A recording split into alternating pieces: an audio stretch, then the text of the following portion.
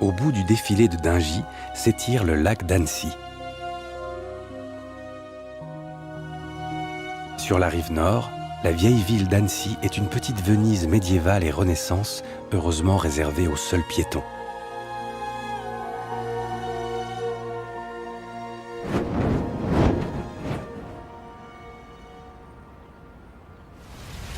À quelques kilomètres, à Sévrier, se joue une étonnante partition.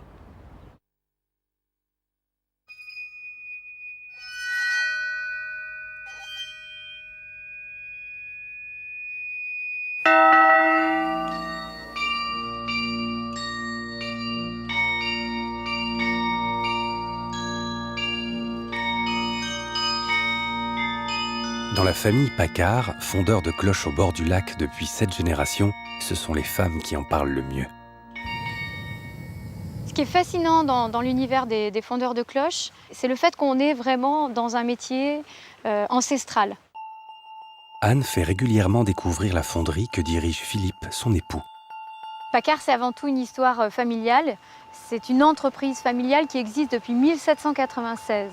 Donc elle a été créée dans un contexte historique particulier, qui est celui de la Révolution française, et notamment de la Terreur.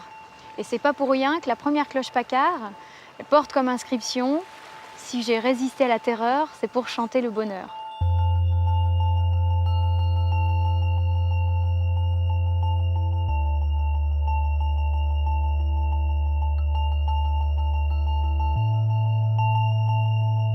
Quand on veut fabriquer une cloche, il y a plusieurs étapes à respecter, bien sûr. L'étape primordiale, c'est d'abord le choix des décors. Tant qu'on n'a pas les décors, tant qu'on n'a pas les inscriptions, on ne peut rien faire. Donc primordial, c'est le choix des inscriptions qui va dépendre évidemment de l'usage de la cloche. Est-ce que c'est une cloche d'église? Est-ce que c'est une cloche musicale? Je dirais que Paccard, c'est le Stradivarius des cloches.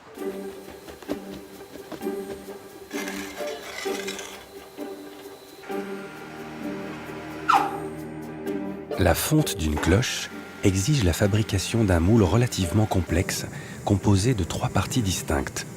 Le noyau, la chape et la fausse cloche sur laquelle seront posées les inscriptions en cire d'abeille. Au bout d'un certain temps de préparation, le moule est prêt à accueillir l'airain en fusion, un alliage de cuivre et d'étain. La coulée, c'est une étape qui est spectaculaire. Aujourd'hui, on donne la possibilité à un grand nombre de personnes d'y assister grâce au musée.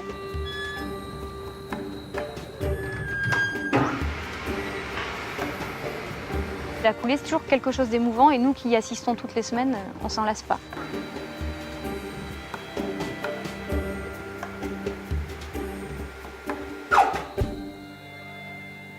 En fait, on a choisi une forme pour obtenir la note que le client souhaite. Si elle ne donne pas la bonne note, on peut avoir passé 6 semaines à la fabriquer ou 8 semaines, peu importe le temps qu'on y aura passé. Si la note n'est pas bonne, la cloche au rebut. Accorder une cloche, c'est une technique qui est vraiment extrêmement pointue. Il n'y a que très peu de fonderies dans le monde entier qui maîtrisent cette technique. Et les fondeurs de cloches qui accordent les cloches portent le joli nom de facteurs de carillon.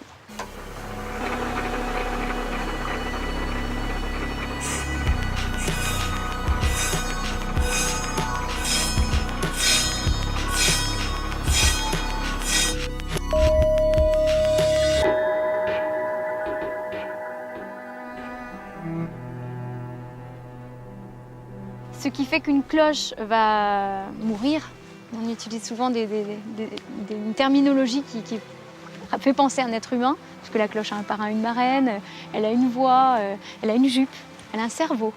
Eh bien, ça sera, autrefois, c'était principalement les guerres, soit les bombardements, mais également, en temps de guerre, on a tendance à casser les cloches pour utiliser le métal. Alors aujourd'hui, ce qui fait qu'une cloche se fêle, c'est principalement le mauvais entretien. Ces instruments de musique vont avoir une durée de vie très longue. La première cloche Paccard, elle est toujours dans son clocher à Quintal. Elle sonne toujours depuis 1796.